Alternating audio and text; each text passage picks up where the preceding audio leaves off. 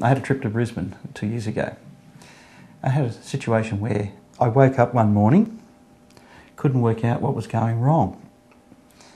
I could hear chainsaws and I thought, these people in Brisbane have got no respect. 5 a.m. in the morning, they're doing chainsaws outside my room in a hotel. I looked around the whole room, went out in the balcony, the noise was no louder, went back in there, closed the balcony door, noise was still loud. I had a problem. I didn't know it yet. But I went through a full pack of batteries that day because I thought the batteries were crook. And then I flew back to Sydney and saw a doctor and he said, your ears are clear, you can fly. I went back to Brisbane.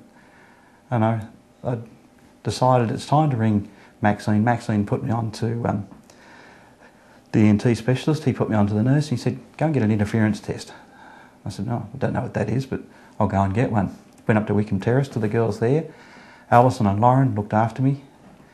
And it was a pretty horrific experience actually. They went there and they said, Graham, your impedance test is fine, but we've got to try some sound tests on you. They put 110 dB into my ear. I was deaf, totally deaf.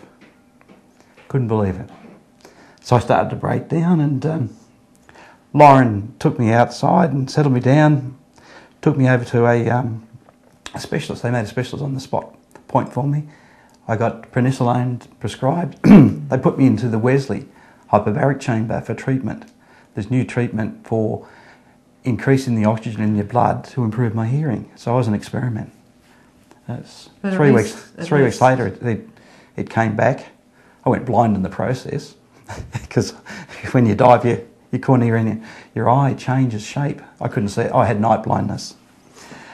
But at least you had the but I had the support. Hearing Connect Hearing were terrific in Brisbane, and they helped. And between Lauren and Alison, they got me through that little, let's say, a horrific situation where I didn't actually come back to Sydney.